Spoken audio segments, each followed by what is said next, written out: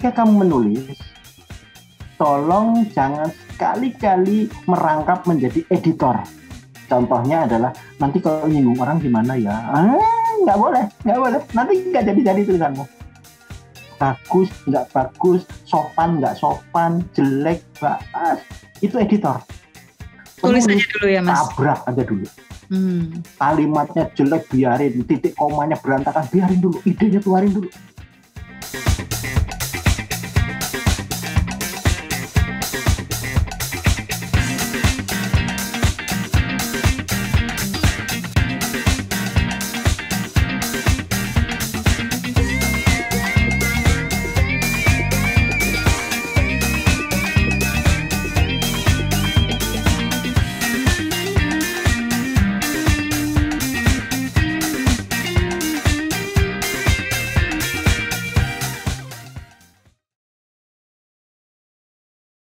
Halo, Assalamualaikum Bunda. Waalaikumsalam warahmatullahi wabarakatuh. Asma mau menyapa semuanya. Bismillahirrahmanirrahim. Assalamualaikum warahmatullahi wabarakatuh.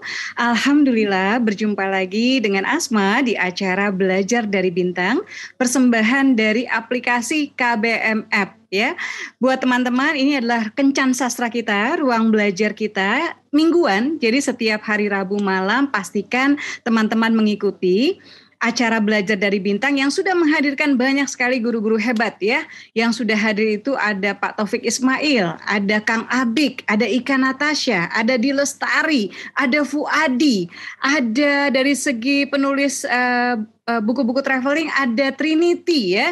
Jadi ada banyak nama-nama hebat, ada sutradara, ada pernah hadir Pak Sunil Samtani. Ini produser film paling box office di Indonesia.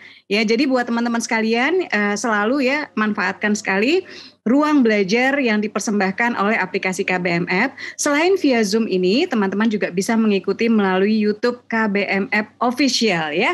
Dan apakah pembicara kita sudah hadir, Rima? Mas Yanusa Nugroho, apakah sudah hadir? Iya, kita tunggu ya. Oke ya, sudah hadir Bunda. Ya, sebelumnya saya bacakan sedikit ya. Beliau adalah sastrawan, lahir di Surabaya 2 Januari tahun 1960 ya. Buku-bukunya banyak sekali dan judulnya unik-unik ya. Kumpulan cerpennya dan beliau ini penulis yang sudah memenangkan banyak sekali ya penghargaan. Salah satu cerpennya Kunang-Kunang Kuning itu tahun 1987 meraih penghargaan Multatuli dari Radio Netherlands ya. Jadi tingkatnya penulis yang hadir saat ini yang menjadi guru kita bukan sekedar nasional tapi sudah internasional ya. Kemudian cerpennya berjudul Wening ya, mendapat anugerah kebudayaan tahun 2006 dari Menteri Kebudayaan dan Pariwisata kita. Lalu ada novelnya. Jadi beliau selain cerpenis, beliau juga novelis ya. Novelnya berjudul Boma itu mendapat penghargaan sastra dari Pusat Bahasa pada tahun 2007.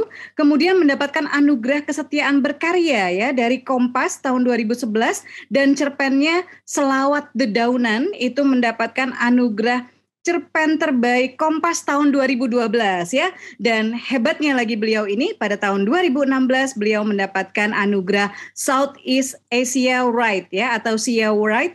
Ini adalah penghargaan sastra se-Asia Tenggara dari Kerajaan Thailand. Keren banget ya. Oke, Mas Yanusa Nugroho, apakah sudah bisa kita mulai acara kita hari ini? Saya bisa, cuma video nggak kelihatan itu. Oh, kenapa ya kira-kira videonya nggak kelihatan ya? Nggak tahu. Ini admin gimana tuh? Aku juga nggak tahu.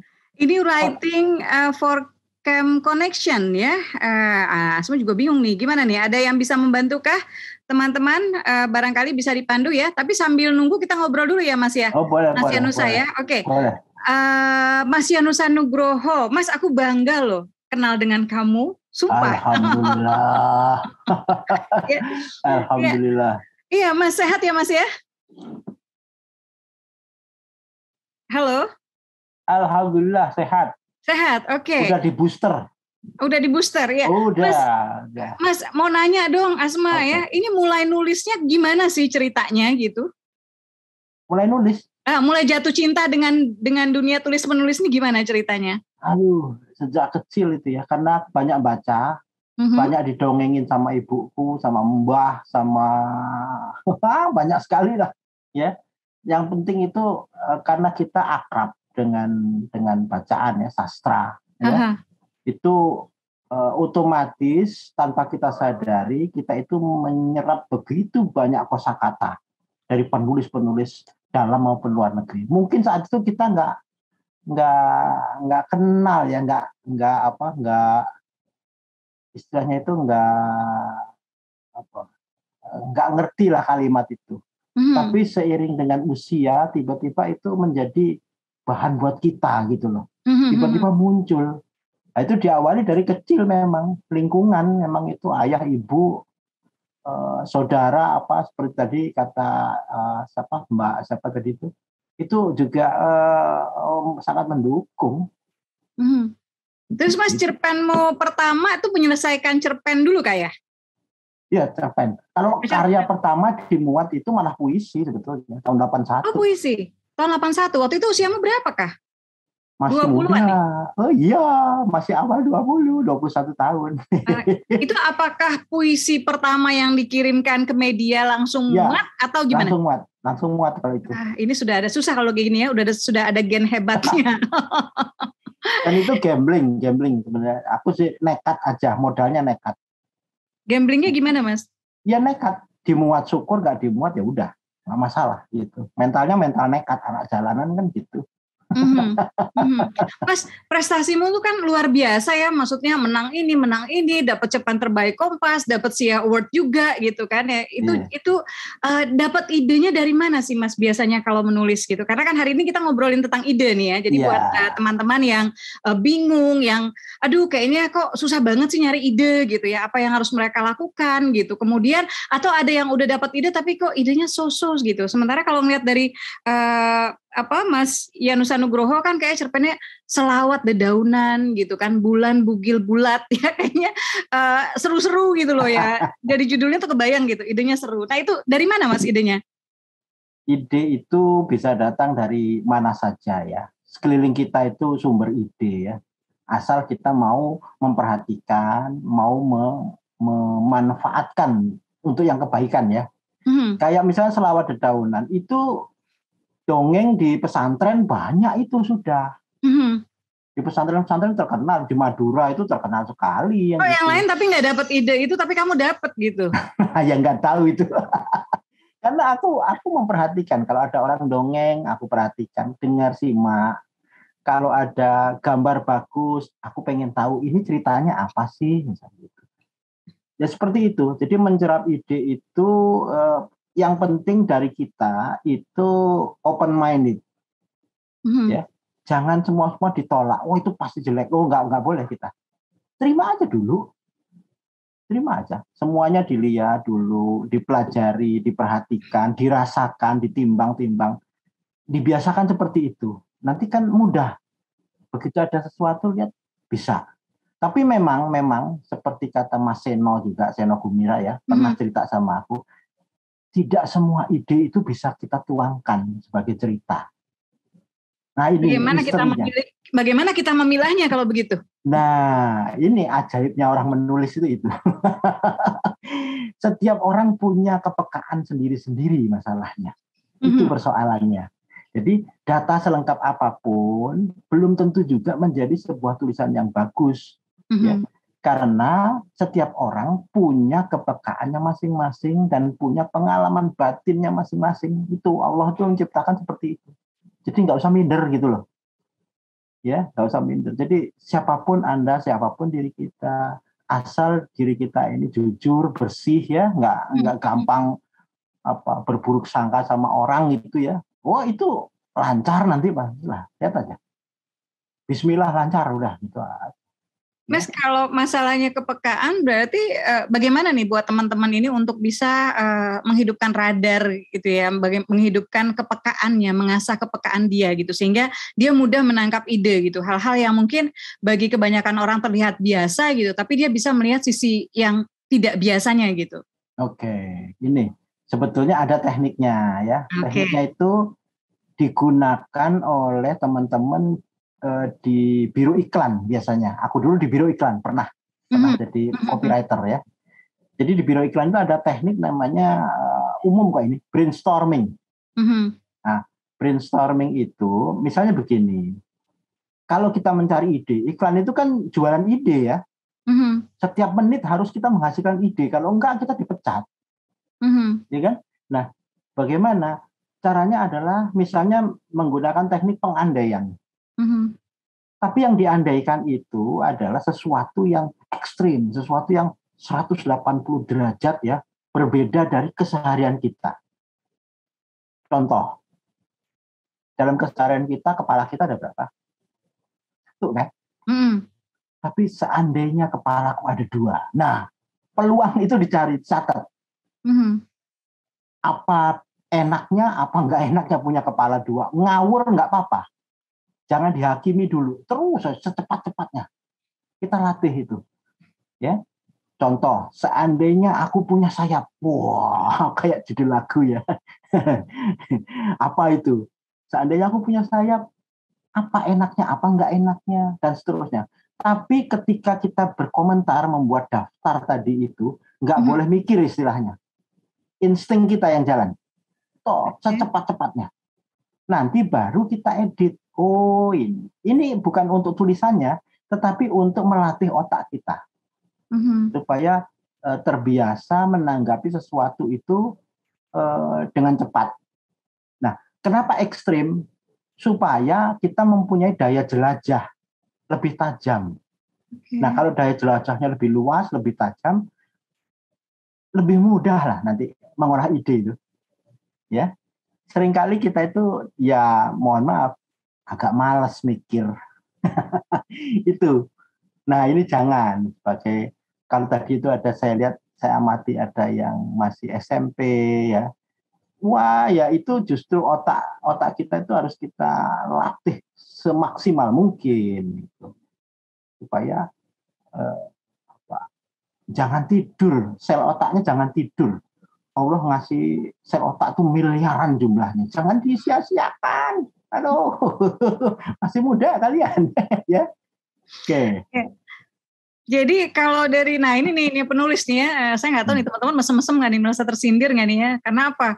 Ya nulisnya males, mikirnya males, ngeditnya males, mau jadi penulis. Ya. Mas, terus balik ke Mas Yanus Anugroho ya dulu ya. Itu bukan kira-kira, bagaimana sih Mas sendiri kemudian belajar menulis gitu? Ada guru kah, atau kemudian misalnya buku-buku yang kamu suka banget gitu, yang dari situ kamu belajar banyak hal gitu, barangkali bisa di-spill nih buat teman-teman, buat Asma dan teman-teman. Oke. Kalau guru secara khusus sejak kecil itu nggak ada ya. Aku belajar nulis kursus itu nggak ada. Zamanku juga belum ada gitu. Ya. Tetapi sejak kecil aku memang dibiasakan, dan aku ingat banget itu ada komik ya. Zaman aku dulu tahun 70-an masih umur 10-11 tahun itu kan komik ya. Indonesia tuh banyak sekali komik dan bagus-bagus komiknya. Komik itu selain komik wayang R.A. Kosasih dan sebagainya itu ya, juga banyak pelukis komik lainnya, Ardi Soma dan sebagainya. Itu ceritanya bagus, gambarnya bagus ya. Juga ada satu komik judulnya itu Wiro, Anak Rimba Indonesia. Nah, itu cerita semacam Tarzan Indonesia. Tapi itu ya komik, itu berpetualang dari Sabang sampai Merauke. Di zaman sekitar sebelum itu berakhir ketika Indonesia merdeka kok. Settingnya tuh jadi 40-an ke sana. Kan dahsyat sekali. Itu waktu itu aku nyewa komiknya. Habis nyewa panjang lagi. Hanya karena aku ingin mengidentifikasikan diri pada si Wiro itu. Wah, itu kan untuk usia 10-11 cerita petualangan kepahlawanan itu melekat sekali ya. Nah, di situ. Aku dari situ belajar banyak. Habis itu baca apa? Kopeng Ho. Cerita silat. Cerita silat Kopeng Ho itu dasar.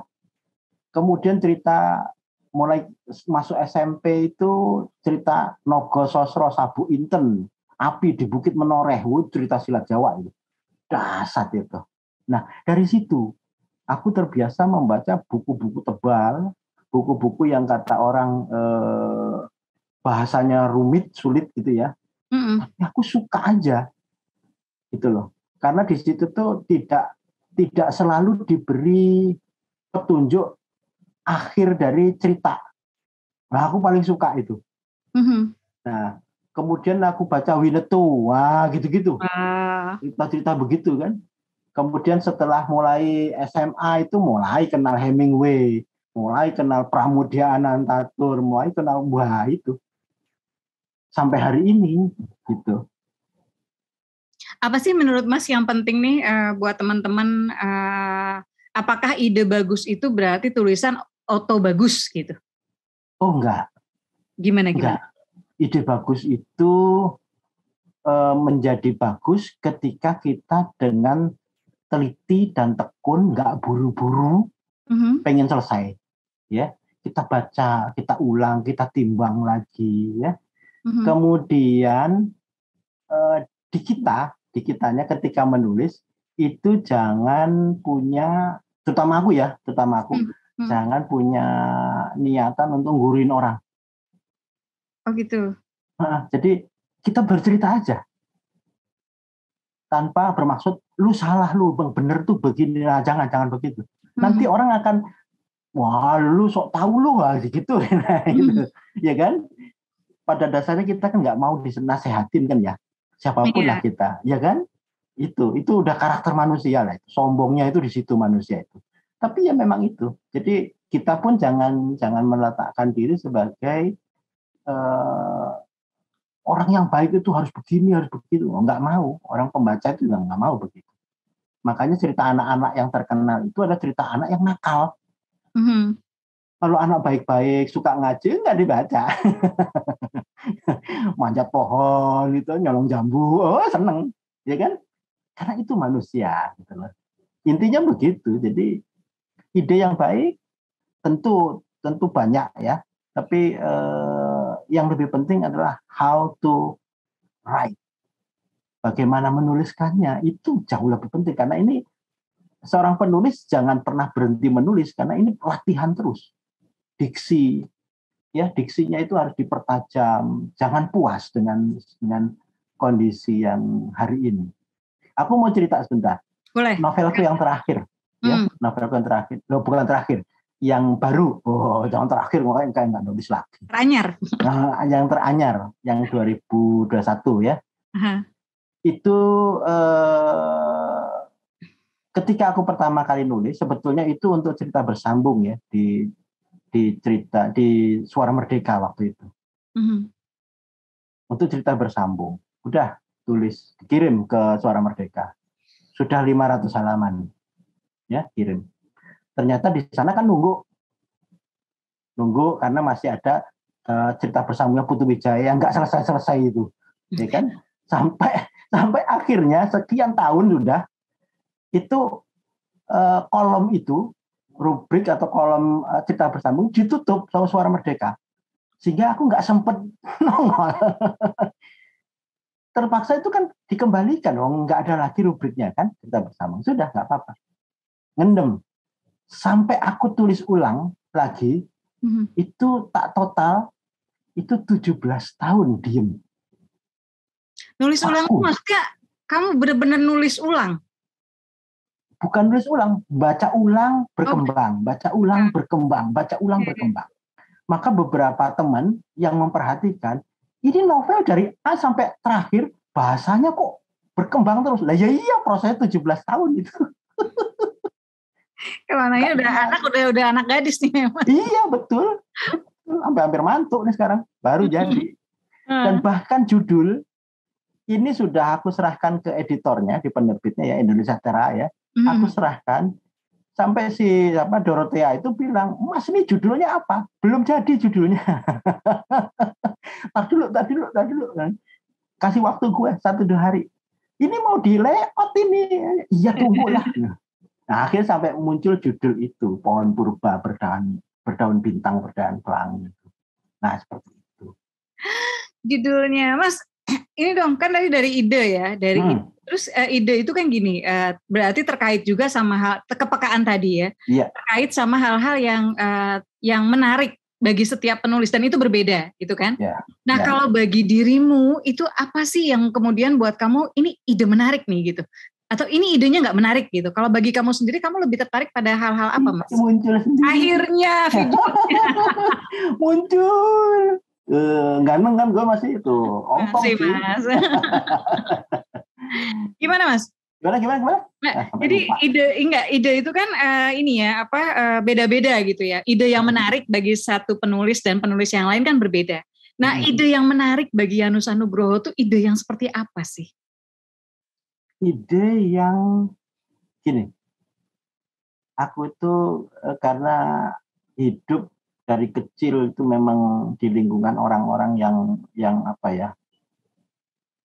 Ya masyarakat urban, masyarakat pinggiran ya. Jadi aku lebih kesentuh kalau misalnya dengan dulu nasib tukang becak, pemulung, nah gitu-gitu.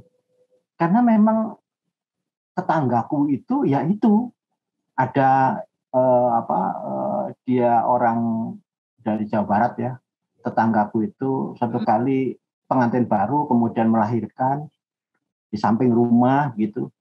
Karena saking miskinnya sampai nggak bisa nguburin anaknya, itu akhirnya anaknya dibawa pulang ke kampungnya, itu dimasukin apa? Kotak kardus Indomie coba. Ya Allah. Dan itu jadi cerpen langsung buat aku. Judulnya Orok. Ada nanti kapan-kapan itu, dan itu dimuat dan orang ini beneran, ya bener. Jadi nah ini kan ini artinya interest masing-masing orang kan berbeda-beda ya. Artinya yang jelas ketika saya menulis saya nggak mau jual mimpi. Saya nggak mau jual mimpi itu kayak gimana, Mas? Jadi hanya menceritakan orang kaya dengan kekayaannya, terus pamer dan sebagainya. Yes, umumnya sinetron yang jual mimpi itu. Model begitu aku nggak mau, karena janganlah. Ini amanat loh, ini nulis itu amanat ya buat aku ya. Jadi ya kalau bisa itu menumbuhkan rasa simpati ya, menebalkan empati kita pada teman-teman atau saudara-saudara kita yang barangkali nasibnya kurang beruntung begitu ya. Nah seperti itu. Nah saya lebih ke sana. Human interest-nya itu ke sana gitu. Dari cerpen-cerpen yang Mas sudah tulis gitu ya. Entah berapa banyaknya itu gitu ya. Yang Mas paling suka idenya itu yang mana? Cerita dikit dong ke kita, Mas. Yang aku cerita yang paling suka itu yang di kumpulan ada judulnya tak jadikan kumpulan itu Kuda Kayu Bersayap. Ya, itu sempat dijagokan ke sempat dinominasikan untuk hadiah apa gitu, tapi ya hanya sampai nominasi aja. Kuda Kayu Bersayap itu settingnya sebetulnya aku pinjam settingnya daerah operasi militer di Aceh. Nah, Dom ya? Dom zaman itu. Nah, tak gambarkan si tokohnya ini adalah orang militer, tapi dia harus keluar karena dipecat. Nah, jadi orang biasa, nah dia teringat kembali itu masa-masa itu. Gitu. Dan akhirnya karena dia mengetahui sesuatu yang seharusnya rahasia, dia akhirnya ditembak. Nah itu karena itu mungkin kisah nyata ya, diceritakan. Aku dengar sendiri orangnya. Hanya orangnya itu yang cerita ke aku, bukan ditembak mati, tapi menjadi gila. Waktu cerita sih belum gila, ya. Tapi setelah itu aku dengar dari saudaranya, sekarang tambah parah dan gila dia. Karena dia memang itu ada konflik batin gitu ya. Dom itu apa sih gitu ya. Terus kenyataan yang harus dia bela itu apa sih? Sementara dia militer. Kan militer garisnya kan sudah jelas gitu kan. Dia nggak bisa nolak atasan. Nah gitu. Nah ini konflik batin. Nah ini aku suka sekali ini. Seperti ini. Terus sampai Mas bisa ketemu judulnya Kuda Kayu Bersayap itu? Nah kalau itu judul itu ketemu karena aku di pasar gitu ya, di lapangan ngelihat ini odong-odong itu lah. Anak-anak main kan seneng. Udah lihat odong-odong kok nggak ada yang dapat ide bikin judul kuda kayu bersayap sih. Tiba-tiba karena aku tokoh si aku ini, tokoh ini anaknya juga masih kecil, senang sekali dengan odong-odong itu. Nah, tak kontraskan ke sana. Jadi loh, aku ini bingung kok bisa jadi ya. Kok bisa ya? itu aja. Jadi lihat odong-odong, lihat tukang jual es mungmung, jual jambu yang nggak laku-laku. Terus ada orang jual batu asahan itu, pisau. Siapa sih mau beli ibu-ibu batu asahan? Tiap hari perlu asahan pisau. Kan enggak. Tapi kok nyatanya dia jualan terus. Kan ini penjual yang luar biasa sabarnya ini. Enggak laku ya dijual. Tetap aja gitu kan. Ini kalau coba dipikir sekarang. Itu kan jadi cerita yang luar biasa. Istiqomahnya dia itu. Batu, cobek misalnya gitu. Sekarang musimnya blender. Dia tetap aja jualan cobek.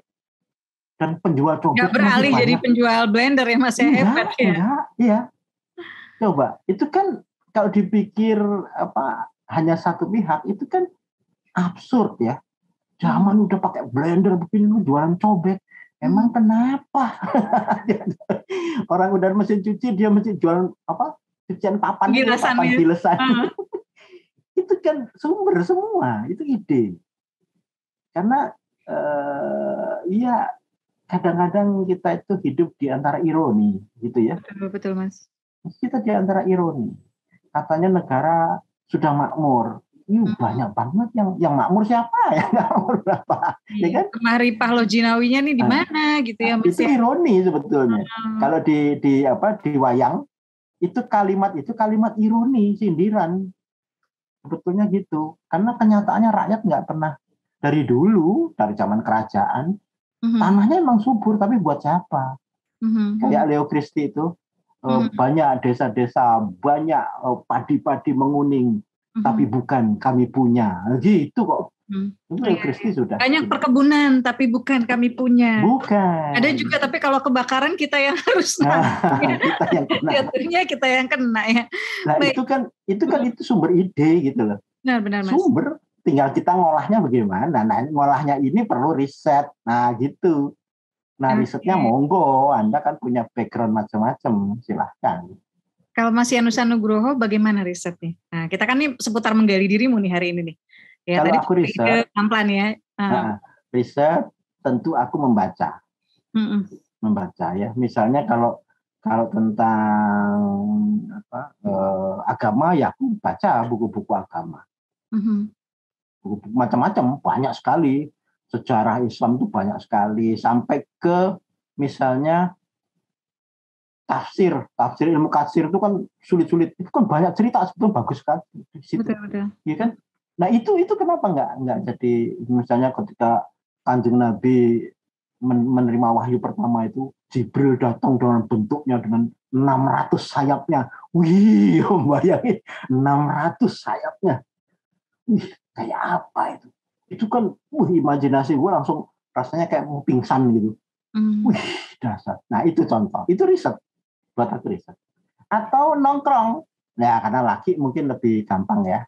Nongkrong dengan pemulung, misalnya ngobrol. Dulu aku masih ngerokok ya sambil ngerokok, dudukan bareng, ngobrol aja ngopi bareng berdua di pasar kayak di mana. Wah itu cerita mereka mendapatkan duit 200 perak aja tuh. Taruhan nyawa kadang-kadang sama preman gitu kan. Ya gimana, anak gue pun makan, lu enak terima gaji, wah kalau udah begitu gimana coba? Mikir kan kita. Nah yang gitu, itu riset. Iya.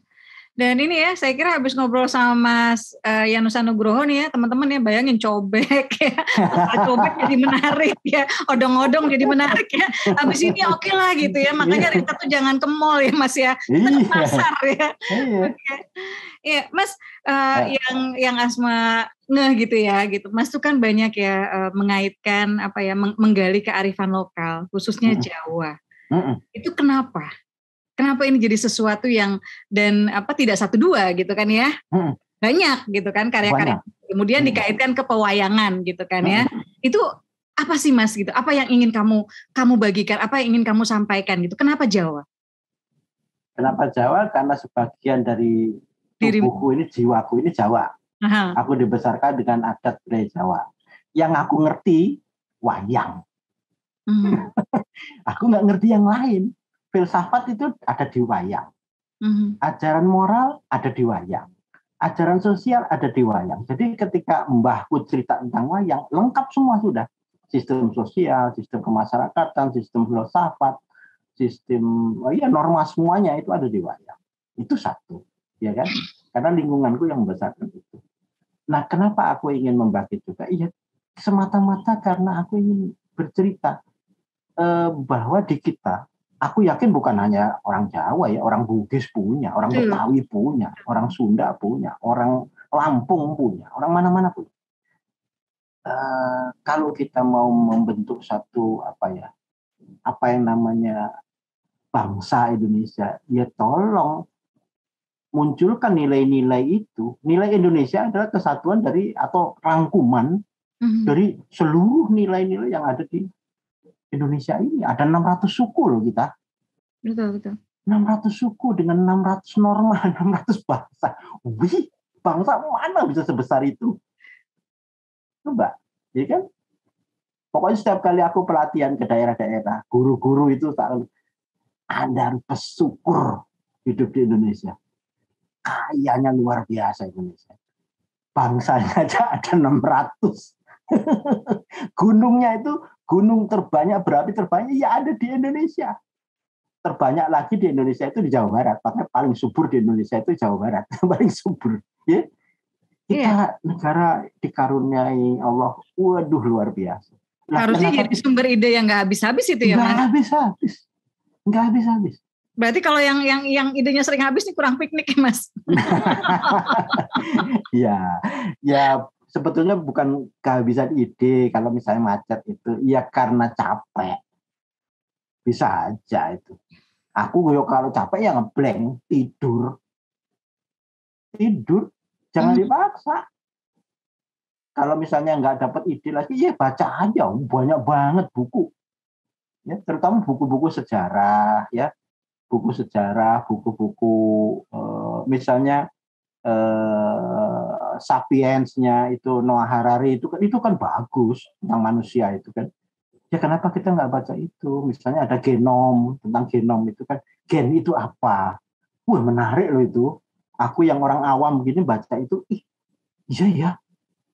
Terus jadi sampai ada pertanyaan, jadi nanti ketika kita dibangkitkan sebetulnya masuk akal secara sains. Kenapa? Karena yang dibangkitkan itu bermula dari gen, dan gen itu sudah ada sejak Nabi Adam. Loh iya juga ya. Jadi satu dibangkitkan semua bangkit. Gennya ada di Nabi Adam. Wah itu kan menarik gitu. Baru kesadaran kita. Oh dongeng-dongeng itu ternyata karena kita belum nyampe. Begitu sains menjelaskan dan itu ada analogi ke sana, kita jadi ide lagi gitu kan? Iya. Ide lagi. Jadi Mas, ya. Kamu ini loh Mas, dan kamu kan bukan ide-ide yang menarik, dan kamu juga ide-ide itu kemudian bisa kamu bisa menjodohkannya dengan judul-judul yang menarik gitu. Nah kalau tipsnya Mas nih gimana sih kok bisa dapat judul pohon purba berdahan pelangi, kemudian berdaun bintang, kemudian ada setubuh 1000 mawar, ada menggenggam petir, terus tadi ya kuda kayu bersayap, terus bukan bugil bulat gitu. Itu prosesnya. Marjana Kapala ketawa. Kamu menemukan ide itu dari ide, kemudian kamu menemukan judul itu gimana sih gitu? Ada tips kah yang bisa dibagikan kepada teman-teman ini dari Sabang sampai Merauke yang pengen belajar dan pengen punya judul yang keren gitu loh? Oh, oke. Biar nggak Indosiar semua gitu judulnya. Ya, gini, novel misalnya yang kemarin terbit itu idenya sebetulnya dari sebuah suluknya wayang. Di wayang kulit itu ada suaraku jelek ya, nggak kayak dalang ya. Kalau dalang bagus. Jadi ada pohon besar, pohon itu berdahan, kalau diucapkan ya, berdahan pelangi, dahannya itu pelangi, besar sekali. Itu pohon hidup. pohon hidup di dunia ini. Dan itu ketika itu suluk itu ditembangkan, itu pertanda tengah malam sudah. Jadi ketika malam itu kita menuju titik hening. Jadi wah itu kalau dipanjangkan, diuraikan luar biasa, itu filsafat. Nah tiba-tiba aku dengar itu, kok bagus ya, aku langsung, wih bagus ini, langsung tak bikin kalimatnya, parafrase lah, jadilah judul itu. Ya, itu satu. Ada judul-judul yang tidak bisa langsung ya seperti tadi itu, ya. Ada lagi yang bulan bugil bulan. Nah, ya itu kan judulnya bandel gitu loh Mas. Ya, bandel memang. Unik gitu. Itu seminggu baru dapat. Dan itu aku mau tak kirim ke Kompas waktu itu belum ada judulnya, masih zaman belum ada laptop ya, masih ngetik gitu, ketok. Tapi tak pikir udah ini kok belum ada judulnya apa ya, mikir, bengong, baca, ya kuliah, zaman itu kan masih kuliah aku. Ya nyari pacar belum punya, belum berani maksudnya. Ya kan? Tiba-tiba aku tuh malam-malam sambil ngudut gitu ya. Tiba-tiba kok bulan purnama, ini bulan purnama tuh depanku. Aku terpesona betul dengan bulan itu. Bulan purnama itu tak bayangkan dia telanjang bulat gitu. Indah sekali. Bulan bugil bulat. Oh iya ya. Kalau bulan telanjang bulat sudah sering. Bugil aja kepake. Jadi saya gitu. Ya. Ya macam Bang Hamzat Rangkuti kan juga jago-jago bikin. Yeah. Maukah kau menghapus bekas bibirnya di bibirku dengan bibirmu? Itu kan kreatif sekali. Abangku satu dia, Fatihah buat beliau. Aduh, luar biasa. Ya, itu salah satu guruku ya. Bang Hamzat itu salah. Kadang-kadang aku suka kepikiran kalau sastrawan ini kan imajinasinya, kemudian apa ya, kenakalan tanda kutip itu luar biasa gitu. Habis bikin judul gitu Bang Hamzat berantem nggak ya sama istri? Berantem, dia cerita sama aku. Cerita berantem. Cerita, istriku cemburu. Ya gitulah. Ya. Perang baik. Baik, Mas, aku banyak banget sebetulnya pertanyaan untuk dirimu ya Mas. Dan aku senang banget akhirnya dirimu menyapa aku gitu ya di Facebook. Terus akhirnya aku nyari, nih kok nomornya Mas Yanusa nih nggak bisa dihubungin gitu. Udah lama pengen, Mas Yoni kan sudah sempat di sini juga. Terus selalu bilang bahwa, wah itu Yanusa Nugroho tuh guru saya, kata Mbak Elvi. Wah itu mah banyak itu penulis yang belajar dari Mas Yanusa. Nah, nanti nggak kapok ya Mas ya. Diundang lagi ya. Oke, Mas, kita sambil ini ya Mas ya, sambil ini ada banyak nih yang mau nanya. Ya. Dan buat teman-teman yang saat ini mengikuti di YouTube KBMF Official, jangan lupa di-subscribe ya dan hidupkan notifikasi. Dan teman-teman yang di YouTube juga bisa bertanya melalui kolom komentar ya. Sementara saya akan ini sebentar ya. Oke, kita penanya pertama ini ada beberapa nih yang Laila, kamu boleh nanti sebentar ya Laila ya, karena kamu tiap minggu nanya. Nggak apa-apa. Tandain ya, nggak apa-apa. Ratna Anjulita juga tiap minggu nih rajin-rajin ya. Oke, saya pengen Kopermeka. Ana, silakan. Langsung pertanyaannya dan satu saja pertanyaan biar yang lain bisa lebih banyak kita akomodir ya, silakan. Silakan. Ya, silakan. Oke. Assalamualaikum warahmatullahi wabarakatuh, Pak Yanusa. Waalaikumsalam. Pak, saya mau bertanya tentang tadi tentang ide yang namanya apa tadi, brainstorming gitu ya Pak ya? Brainstorming, yang misalnya kita punya kepala dua gitu ya? Iya. Itu Pak, kalau misalnya kita kepikiran ide itu, terus itu langsung dieksekusi atau diendapkan dulu gitu Pak. Nanti kalau diendapkan kita kayak pilah-pilah yang masuk akalnya gimana loh ini, jadi dipilah-pilah atau ya udah kita main eksekusi aja, hajar aja gitu, atau gimana Pak? Kalau yang pengalaman. Baik, ini berarti soal proses kreatif ya Mbak Ana? Iya, proses kreatif. Oke ya, terima kasih Mbak Ana. Silakan Mas Yanusa. Gimana sih seorang Yanusa Nugroho itu menulis gitu ya, dari ide tadi brainstorming, and then next what gitu ya, apa? Iya. Jadi yang tadi itu cara untuk menghidupkan sel-sel otak ini yang di kepala kita ini. Jadi kalau itu dibiasakan, itu akan memudahkan kita. Jadi bukan langsung mencari ide cerita, belum. Ya, itu belum mencari ide cerita. Itu baru mengaktifkan kreativitas dulu. Ya Mas, berpikir di luar box gitu ya. Iya, di luar box dulu ya. Itu kita harus biasakan berpikir di luar diri kita sehari-hari, ya. Itu baru satu teknik ya. Ada satu teknik lagi yang tadi belum saya sebut. Oke, Boleh. gimana? Ini latihan. Contoh ya. Saya selalu menggunakan ini. Misalnya gini, kalau kita mendengar kata merah, apa yang kebayang? Kira-kira, ayo. Apa? Biasanya kan darah ya Mas ya. Darah, terus api, ya kan? Iya. Macam-macam. Itu dalam hitungan waktu kita harus ngukur misalnya 10 detik, tulis apa yang terlintas di otak kita. Ya, merah, ada bendera, ada mawar, ada api, ada berani, ada darah, ada kemarahan, ada macam-macam. Ya, silahkan.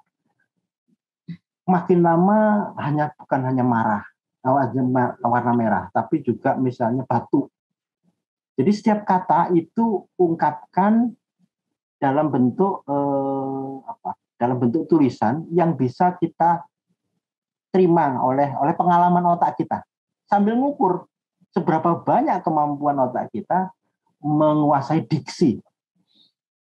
Jadi misalnya kalau kita sedih itu bukan hanya aku sedih. Loh, sedihmu dan sedihku tuh beda loh. Ya kan? Nah, sedih kita itu harus kita deskripsikan, harus kita tunjukkan, bukan kita katakan, tapi kita tunjukkan. Show, tunjukkan.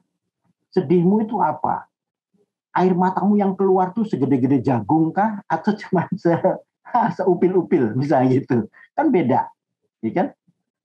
Nah itu harus dibiasakan. Kalau itu sudah terbiasa, Anda terampil menguasai itu, udahlah gampang nanti. Tiba-tiba ngelihat semut jalan, ngobrol, jadi cerita. Ingat Nabi Sulaiman. Kan bisa. Ya kan? Nah gitu. Tiba-tiba ada orang bunuh anak kecil. Ingat Nabi Khidir ceritanya. Itu kan out of the box semua. Jangankan kita. Ya kan? Nabi Musa aja nggak bisa sabar ngadepin Nabi Khidir. Dan itu ada. Sehari-hari kita menjumpai itu. Nabi Khidir itu ada, sehari-hari kita ketemu. Hanya kita abai. Kita nggak peduli.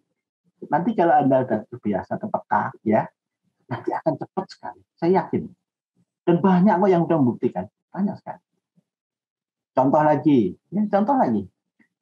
Pernah dengar dongeng kancil? Dan buaya? Pernah ya? Kancil mau nyebrang kali, ada buaya itu, terus dia diakalin gitu kan? Betul. Nah, coba sekarang ceritanya itu kamu yang jadi kancil. Gunakan tulisan aku. Aku itu bukan si siapa namamu? Ana ya? Bukan. Tapi aku kancil. Kamu harus menjelma kancil. Kamu tidak bisa mengatakan aku cerdik, nggak bisa. Kamu harus menunjukkan lewat kata-kata bahwa aku itu cerdik. Yang menilai kamu cerdik itu pembaca. Nah, coba latihan gitu. Bagaimana mengakali buaya yang ganas-ganas itu. Padahal kancil kan lemah. Latihan aja dulu. Masuk akal nggak ya? Bisa nggak ya? Logikanya masuk nggak ya? Terus. Jangan puas dulu. Jangan langsung jadi. Ya, jangan. Terus coba. Itu sebetulnya. Jadi ide nanti ketemu sendiri. Jadi nggak usah dicari, idenya yang minta, tulis aku. Wah, gitu nanti. Tulis aku dong, pilih aku dong. Wah, ngerayu dia. Pilih aku dong. Wah, gitu. Jadi kita nggak usah nyari. Itu ya. Baik. Kira-kira. Iya, terima kasih Mas Yanu, saya luar biasa. Baik, yang berikutnya saya pengen Muhammad Nahrawi, silakan. Kamu tuh tadi saya kira foto loh, karena tadi nggak bergerak. Ya, silakan. Silakan Mas, satu pertanyaan. Silakan. Oke, di unmute dulu. Baik, saya pakai peci dulu biar sama. Kayaknya bapaknya ini santri ya. Wah, bukan. Santri aja belum saya. belum. Saya dengar kayak pernah menceritakan tentang literatur pesantren. Jadi kayak saya kira santri juga. Salam kalau santri. Oh iya. Gimana santri pertanyaannya? kehidupan. Iya, pertanyaannya apa nih Nahrawi? Baik, Bunda Nadia boleh nggak 2 pertanyaan? Kamu sebutkan nanti kita pilih satu ya, coba ya, atau gimana ya waktunya, ayo. Baik, terima kasih Bunda. Bismillahirrahmanirrahim. Assalamualaikum warahmatullahi wabarakatuh. Waalaikumsalam. Seperti Bapak Yausa tadi ceritakan bahwasanya di Indonesia ini kan banyak sekali literatur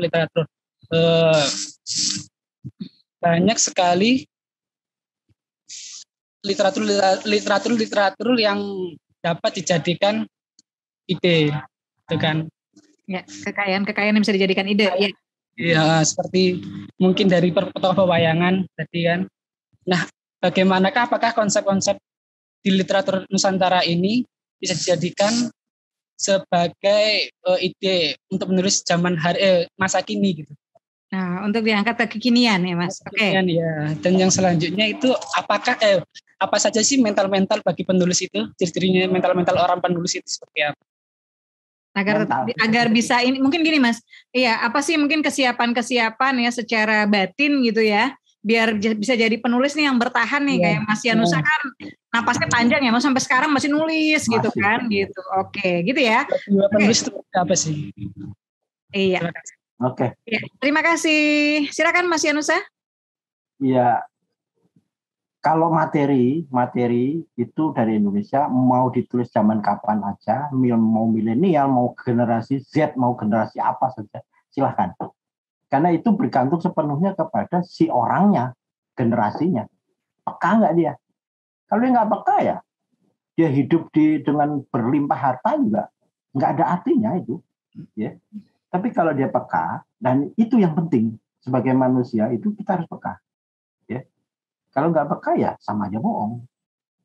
Kamu punya bacaan segudang, tapi nggak pernah kamu praktekkan apa yang kamu baca, ya nggak ada gunanya. Kamu hafal Quran misalnya gitu, nggak ada yang kamu praktekkan, ya diketawain sama malaikat, ngapain lu? Iya kan? Maaf ini bercandanya begitu, ngapain? Mending hafal satu ayat, tapi kamu praktekkan itu kan jauh lebih bagus, iya kan? Yang penting itu praktek. Artinya di sini ada kepekaan, ada kesungguhan, nggak boleh males. Itu kuncinya, nggak boleh males. Sulit iya, apa sih yang nggak sulit? Semua sulit. Tapi ya kalau kita rajin, kembali ke kita. Kita mau, dan dasarnya kita cinta, ya sudah, jalani aja. Bismillah, jalan. Saya yakin kok bisa. Ya, gampang sebetulnya. Menulis itu gampang kalau itu sudah dikuasai. Kalau belum bacaannya belum banyak, nggak mau ngobrol sama temen, ya kan? Terus sudah sok yakin bahwa aku bisa, itu udah kalah sebelum perang kalau saya bilang. Kalau aku dulu mentalnya adalah mental anak jalanan. Kirim. Kalau orang Jawa bilang, pujo pajapu, diterima karepmu, nggak diterima ya karepmu. Nah, itu. Mentalnya mental begitu. Harus siap perang. Dicaci maki orang, ya nggak apa-apa. Dicaci maki, sering saya. Apa itu ucapan absurd nggak? Ya emang gue pikirin, lu nggak ngerti bos capeknya kayak apa. Yang penting gue udah dimuat, dapat honor lagi. Wah, makin keki kan yang ledek. Ya kan gitu aja. Artinya kita menyampaikan sesuatu itu bukan sesuatu yang ecek-ecek. Kita tahu, kita berjuang untuk itu.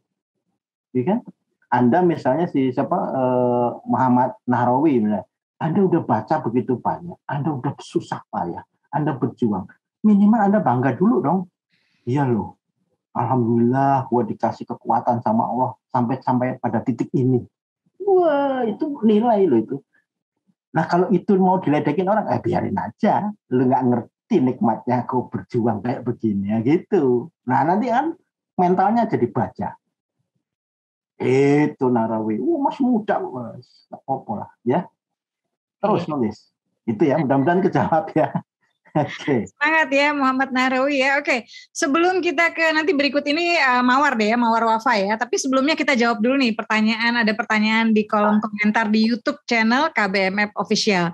Buat rekan-rekan sekalian, kalau nanti Rabu nggak dapat linknya, teman-teman bisa mengikuti acara Belajar dari Bintang, ruang gratis untuk kamu belajar Kencan Sastra kita itu lewat YouTube KBMF Official ya.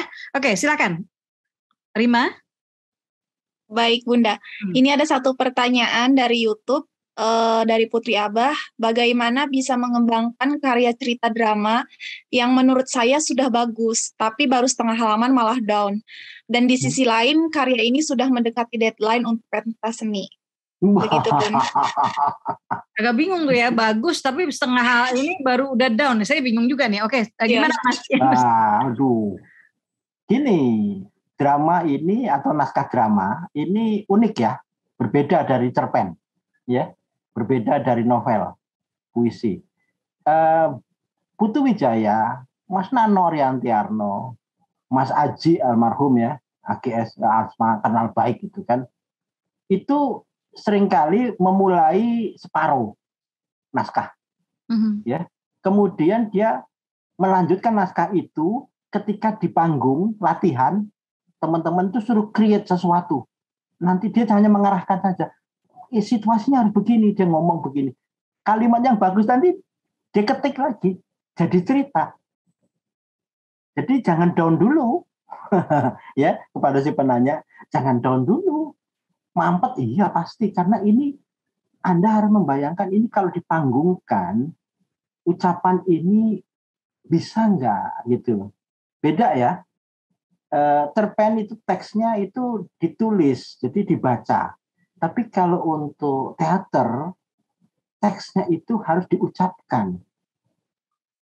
Jadi harus bahasa lisannya juga harus masuk akal gitu. Kadang-kadang harus dicoret-coret macam-macam. Ya, beda sekali. Jadi supaya bisa jadi utuh, pertama ya. Kalau down artinya udah patah semangat duluan, itu satu kemungkinan loh ya, saya nggak menghakimi, kemungkinan memang si penulisnya satu capek, bisa capek. Manusia kalau capek ya mau ngomong apa kita, ya siapapun bisa capek. Kemungkinan kedua dia kurang bacaan, harus diakui. Kalau banyak itu nggak bisa berhenti orang. Tapi kalau sedikit berhenti itu tanda-tanda bahwa bensinnya kurang ini. Bensinnya kurang, bahan bakarnya kurang, bacaannya kurang. Atau perenungannya kurang terhadap bacaan yang sudah. Bisa jadi. Ya. Ketiga, kalau misalnya itu harus benar-benar berhenti, ya tadi prosesnya, ikuti latihannya. Kalau dia kebetulan intensif ya di dunia teater, dia akan mudah itu. Mas Yos Rizal itu juga begitu. Kadang-kadang dia juga nggak punya ide apa gitu ya. Lu gini, bikin situasi apa gitu. Suatu ini ada manusia berkepala 5. Bagaimana kalian memecahkan ini? Apakah dia masuk orang aneh atau orang merugikan atau orang bermanfaat? Nah, udah lempar ide. Wah, ini kan pemain TikTok gitu ya. Wah, jadi lo naskah. Nah, ini teknik itu ya, teknik untuk menjaring. Jadi yang penting semangatnya jangan down dulu. Wah, ini kalau semangatnya udah down repot.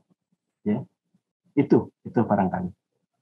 Ya baik, sepertinya yang nanya tahu nih, Mas Yanusa juga orang teater, jadi sekalian ya. Oke, kita ke Mawar ya, Mas Yanusa ya. Silakan iya, Mawar Wafa.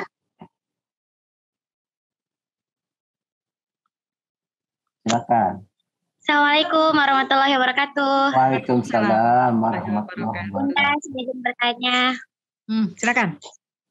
Gini, kan saya pernah dengar ungkapan nih, katanya kalau pengen jadi penulis itu, atau kita pengen naskah kita bagus itu, katanya kita harus jatuh cinta atau patah hati dulu. Benar nggak sih ungkapan itu, Bunda? Mohon dijawab. Ya, aku gemes tuh Mas, gitu. Maksudnya ketemu nih anak yang muda-muda ini. Penasaran aja soalnya kan kayak keren banget gitu ungkapan itu. Bener gak sih gitu kalau menurut Iya. Menurut Bapak gimana gitu loh. Kalah yang belum pernah jatuh cinta dan patah hati ya Mas Yanusa. Wah, Iya, gimana Mas Yanusa? ada benernya. Ada benernya. Karena apa? Orang jatuh cinta itu kan otaknya kanan terus ya, nggak pernah logis. Iya kan? Orang jatuh cinta itu Majnun. Wah, ada Laila Majnun, baca itu. Bagus sekali itu. Ya. Itu orang jatuh cinta itu gila. Ya. Nah, orang gila itu keluar semua itu ide-idenya. Otak kanan itu yang dipakai itu. Majnun dia. Seolah-olah dia ngeliat ini, seolah-olah ngeliat itu. Wah. Ya. Tinggal bagaimana kontrolnya. Nah, kontrol ini yang penting. Kalau nurutin emosi nggak pakai kontrol, jelek tulisannya. Yakin? Ya, itu satu. Tapi apakah itu benar? Ada benarnya. Ya. Saya ngalami itu. Patah hati berkali-kali. Tapi kan jadi makin kuat. Gitu loh. Ya. Naksir boleh. Diterima nggak diterima, terserah. Naksir aja dulu. Nah, gitu loh. Ya. Sama. Gitu. Jadi, apakah itu berpengaruh? Iya. Ya. Makanya orang ngaku nggak bisa bikin puisi. Coba dia ketemu sama cowok yang disukain gitu. Wah, puisinya, ya itu energinya keluar dari sana. Percaya nggak percaya, saya udah ngalami kok. Ya. Baik. Oke. Iya, Mas, kita kalau lewat dikit dari 8:30 boleh ya Mas ya? Boleh, sampai subuh juga tak raden. Saya pengen tari yuk, tari silakan. Tari ya. Dari Madinah ya, bagus sih. Ya, silakan sayang. Apa pertanyaanmu? Oke. Bismillah, assalamualaikum. Terima kasih. Ya, saya tinggalnya memang di Madinah, Bunda. Oh, Masya Allah. Jamaah kita udah banyak di sana yang ini, yang umroh. Alhamdulillah udah banyak sekali. Tiap Jumat alhamdulillah bisa ketemu. Bikin doain dong ya, saya sama Mas Yanusa. Iya dong. Bisa insyaallah. Insyaallah Jumat besok insyaallah saya lagi umroh. Saya doain buat Bunda, buat Pak Yanusa dan buat semuanya, semoga bisa segera sampai ke sini. Umroh keluarga ya Mas ya. Amin Allahumma amin. Ya silakan. Amin. Ya. Saya penulis pemula, baru belajar nulis. Nah, kadang-kadang ide itu banyak. Saya itu pengen bercerita bagaimana perjalanan hidup saya, jatuh bangunnya, kemudian sehingga bisa sampai tinggal di Madinah, bisa tiap bolak-balik umroh. Nah, itu ide itu sebenarnya banyak banget gitu. Kadang-kadang pada saat sudah menulis, mulai menulis itu stucknya tuh gini, ini mau mulainya dari mana ya nulisnya? Mulai dari cerita aku waktu masih kecil atau dari mana gitu. Terus atau kalau enggak waktu pada saat nulis bingungnya, aku tulisan ini nyinggung orang enggak ya? Nah, gimana ya caranya supaya tulisan kita menarik dan enak dibaca, kemudian enggak menyinggung gitu loh. Apa saya terlalu perfeksionis atau gimana? Makasih, itu aja. Dan sebelum itu bagaimana caranya kita mulai ya Mas? Jadi kalau pengen mengabadikan penggalan dari kehidupannya atau perjalanan kehidupannya, ini harus mulainya dari mana sih? Oke, silakan Mas. Ya. Kalau dari mulainya itu memang masing-masing orang beda-beda ya. Kalau aku misalnya kemarin itu nulis di Facebook aja lah, ya. Aku nulis tentang pertama kali ngelihat Monas. Ya, Monas, Tugu Monas di Jakarta itu. Untuk anak tahun 70-an aku masuk Jakarta, anak kecil umur 10 tahun, turun dari stasiun Gambir, lihat Monas itu bengong, sambil kencing di rel kereta gitu. Tuh, lihat di Tugu ada emasnya gitu. Buat orang kan, nakal bener sih anak Gambir zaman itu ya, bukan zaman sekarang ya. Sambil di rel kereta tuh kencing tuh, anak kecil, otok-otok sambil ya. Itu buat aku kembali ke masa itu gitu. Nakalku keluar semua. Aku nyaman, langsung jadi tuh. Nah, kamu yang nyamannya di mana? Artinya begini, ketika kamu menulis, tolong jangan sekali-kali merangkap menjadi editor. Contohnya adalah, nanti kalau nyinggung orang gimana ya? Nggak boleh. Nanti nggak jadi tulisanmu. Ini bagus nggak ya? Bagus, nggak bagus, sopan, nggak sopan, jelek, baas. Itu editor. Tulis aja dulu ya Mas. Tabrak aja dulu. Kalimatnya jelek biarin, titik komanya berantakan biarin dulu, idenya keluarin dulu. Keluarin.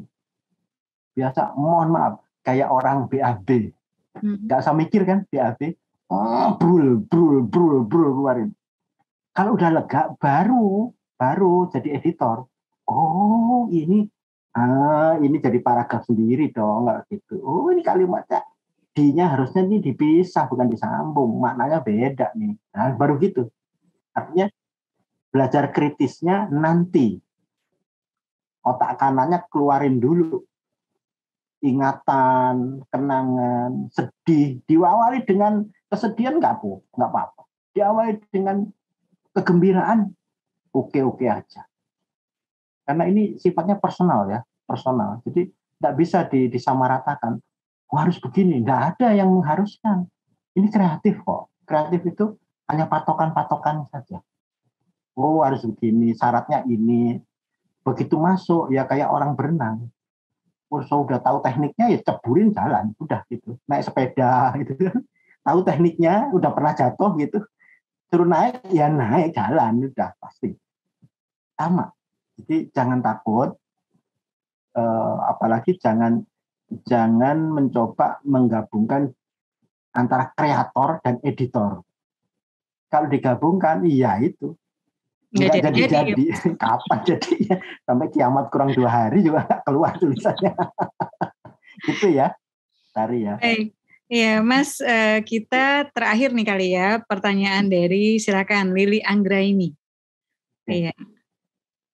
Saya mohon maaf ya buat teman-teman ya, Lelia, Ratna, Naklun Jadid ya. Tapi insya Allah kita masih ada forum ya, Rabu depan ya. Silakan. Assalamualaikum. Waalaikumsalam. Salam kenal. Ya. Menarik banget ya. Aku memang ngelihat Payan. Aduh, aku dulunya pemain teater, terus begitu menikah ternyata suami nggak suka, stop total. Jadi kayak apa ya, kayak hasratnya tuh ngeliat Payan tuh kayak gitu. Nostalgia ya, banyak nostalgia. Oke. Gitu. Pertanyaannya apa? Cuma ini kan baru banget mulai nulis lagi gitu kan. Tapi emang udah lama nggak nulis, terus pengen menceritakan tentang seseorang yang berhalusinasi gitu. Tapi di dalam penulisan itu saya bingung gitu loh, itu gimana ya kira-kira ya. Jadi satu karakter, satu orang dalam kehidupan nyata dan dalam kehidupan halusinasi. Nah itu kalau kita untuk menulisnya seperti apa ya menceritakannya gitu loh. Ya, itu sebetulnya tekniknya sudah teknik lanjutan ya. Teknik lanjutan, advance sudah. Jadi bukan teknik dasar. Teknik dasarnya adalah harus mampu memetakan dulu tokoh ini, si aku yang real dulu. Karena untuk masuk ke halusinasi itu memerlukan beberapa perangkat lagi. Dan itu yang bisa bagus begitu tuh ya Bang Hamzat Rangkuti itu bagus. Danarto itu jagonya. Mas Danarto itu ada satu cerpennya itu apa? Menjaring malaikat tuh Pak. Gimana? Itu imajinasi yang liar sekali. Tapi memang betul bisa sebetulnya secara filsafat ya. Filsafat. Nah, itu memang tingkat lanjutan. Tapi bagus kalau sudah punya pemikiran gitu. Nggak bisa saya jawab 1-2 menit, itu memang harus latihan. Itu, Mbak Lili ya. Jadi banyak baca ya Mas ya. Kemudian coba ya, apa yang diinginkan di kepala coba, nanti coba lagi, sampai mungkin akhirnya menemukan format atau bentuk yang kita inginkan ya Mas ya. Betul sekali. Ya. Atau mau coba, misal gini. Aku tuh pernah membuat juga, kalau nggak salah dimuat di Lampung Pos. Kalimatnya itu semua tak awali dengan misal gini. Aku seolah-olah melihat si Nana sedang menari di sana.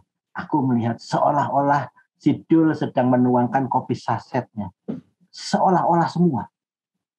Nah ini kan menggiring pembaca nanti, loh kok seolah-olah? Berarti nggak ada apa-apa dong di situ. Nah gitu. Ini kan juga salah satu teknik saja. Ya itu bisa dicoba. Aku juga nemunya belakangan. Wah, gimana caranya? Oh pakai gini kali ya. Bisa. Dan itu bagus saja. Iya, baik. Mudah-mudahan terjawab.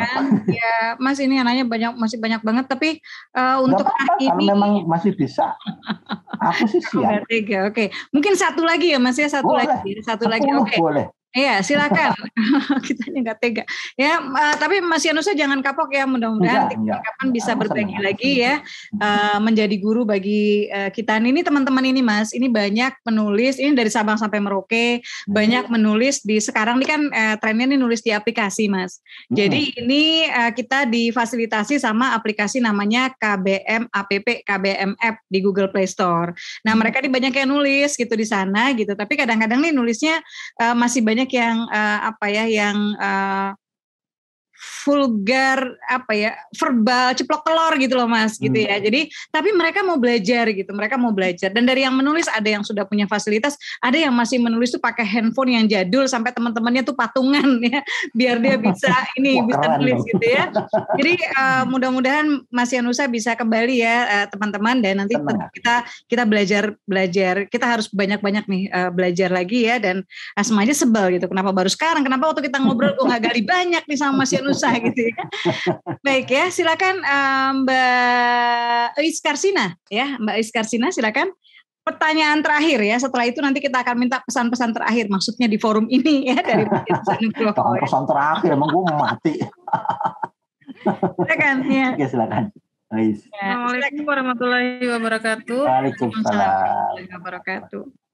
Pertanyaannya tadi dari jawab sama Bunda Asma sih, kalau kita lihat film, maksudnya mencari ide. Oh, ide dari film. Oke. Lalu dituangkan ke dalam bentuk tulisan itu boleh nggak Pak Ian? Boleh. Mas, tapi kalau idenya dari ide film itu Mas? Bisa dikatakan plagiat tidak? Tergantung penceritaannya ya? Iya. Loh, ide. Sekarang gini, ide tentang orang jatuh cinta itu dari film, dari novel, dari kejadian sehari-hari.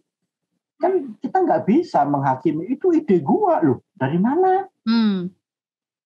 Seperti contoh misal kasus yang selawat dedaunan, itu banyak orang mengatakan gua tuh nyolong ide. Loh, nyolong ide dari mana? Coba tanya pesantren, anak-anak pesantren, pernah dengar itu nggak? Pernah. Idenya gimana? Oh, idenya begini. Lain kan apa gitu, karena orang kalau di Lampung tradisinya ada itu ngirimnya dengan batu gitu loh, hanya aku daun, lain lagi sudah itu. Kecuali kalau percis ya Mas ya, misalnya dari segi penceritaannya, dari segi kisah jatuh cintanya itu jiplak gitu ya. Tapi kalau ide besarnya gitu ya, kayak orang jatuh cinta ketemunya di perpustakaan, nah itu semua juga boleh buat gitu ya. Boleh, iya. Oke, gitu ya Mbak Karsina ya. Nggak apa-apa, silahkan, bagus. Iya, siap. Yang penting nggak sama plek gitu ya? Iya, nggak bisa ya, nggak boleh. Baik, Mas Yanusa, ini dong kasih pesan dong buat teman-teman nih, gimana caranya biar nggak mut-mutan gitu, biar menemukan alasan untuk menulis gitu kan. Seperti kita pengen juga kan gitu, kayak Mas yang nulis dari tahun berapa sampai sekarang masih nulis gitu kan ya. Kita belum lulus SD udah nulis ya. Terus sampai sekarang pun masih nulis gitu. Nah, hasratnya, passionnya tuh dari mana? Terus apa yang harus kami lakukan biar bisa seperti Mas Yanusa Nugroho?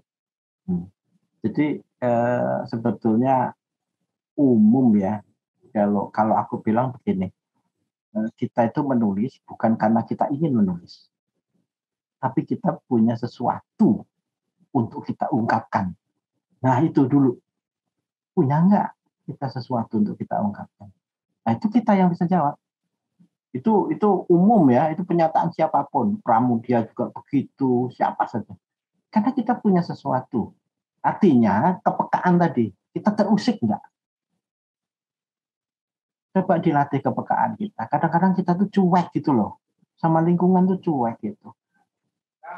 Belanja misalnya gitu, sekarang minyak goreng kok nggak ada di pasaran. Loh kita tuh penghasil kelapa minyak sawit terbesar di dunia. Kok minyak goreng nggak ada? Itu kan marah. Tapi marahnya itu ya jangan terus demo yang nggak jelas gitu. Marahnya nulis dong. Ya kan? Misalnya kemarin harga telur tiba-tiba segitu. Padahal peternak ayam pada rugi. Ini gimana, apa permainan apa sih ini? Masa kita nggak peka dengan itu gitu loh. Sehari-hari loh ini, sehari-hari ya. Gimana nanti kalau tiba-tiba Allah yang marah, oksigennya dibatasi loh, woy. Mau apa kita? Ayo, mau protes sama siapa? Kalau Allah udah marah, lu baru sadar ya, oksigennya gue tarik nih dikit-dikit. Ayo, mati kagak, hidup kagak lu, ya kan? Nah itu, jadi tipsnya adalah ketika kamu menulis, tanyakan dulu, punya nggak kamu sesuatu yang ingin kamu tuliskan? Bukan ingin menulis sesuatu, tapi kamu punya sesuatu yang harus diungkapkan. Punya dulu. Punya itu syaratnya sensitivitasnya harus ditingkatkan. Itu aja. Kita pada lingkungan. Ya, nggak maksain. Ini masing-masing orang punya sense sendiri-sendiri. Yang muda, yang tua, nggak pandang umur, nggak pandang kelas, nggak pandang pendidikan. Sensitivitas itu karunia. Kadang-kadang kita nggak memeliharanya. Itu aja. Ya, terima kasih Mas Yanus Anugroho, sharingnya, ilmunya, ceritanya ya, dan terima kasih sudah membimbing kita ya. Dan benar banget ya Mas gitu, Asma tuh suka gemes dan merasa aduh teman-teman ini rugi banget deh kalau kita lagi di jalan ya dan perhatian kita tuh terpaku sama handphone terus gitu. Ya akhirnya kita tuh panca indera tuh nggak termanfaatkan gitu loh, tertutup semuanya gitu karena kita perhatiannya ke handphone, padahal barangkali ya, dan saya yakin setiap orang yang kita temui gitu ya, setiap pemandangan yang Allah hadirkan itu sebetulnya sumber ide yang luar biasa gitu. Jadi mungkin bukan idenya kita nggak dapat ide ya, kitanya yang menutup diri gitu. Jadi kita nggak bisa mendapatkan sebanyak atau sekaya yang Mas Yanus Anugroho dapatkan ya.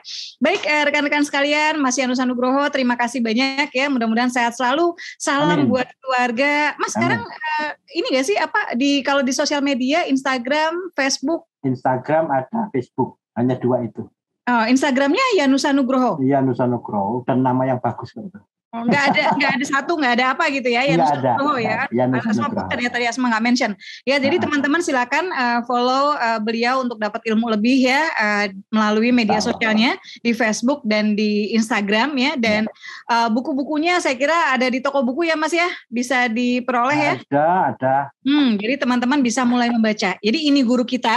Nah, kenali lebih dalam, kemudian lebih masuk apa yang disampaikan dengan membaca karya-karya beliau ya.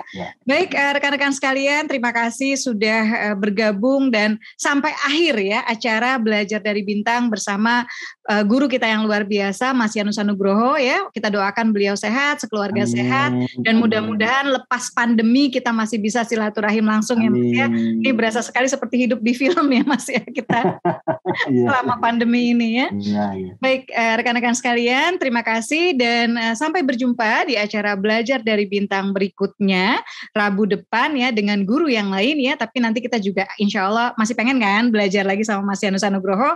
Mudah-mudahan beliau juga bisa nanti kembali hadir ya. Sebelum kita tutup ya, termasuk teman-teman yang di YouTube ya, terima kasih sudah bergabung. Buat yang di Zoom saat ini kita bisa foto bareng ya Rima, biar kita punya kenangan. Ya, Oke, siap. Silakan nyalakan kameranya ya, kapan lagi ya, ngejar beliau ini susah sekali ya, tapi hari ini kita bisa foto bareng sama Mas Yanus Anugroho. Baik, teman-teman bisa dinyalakan untuk kameranya, kita foto bersama dengan salam literasi ataupun salam gaya bebas ya Bunda.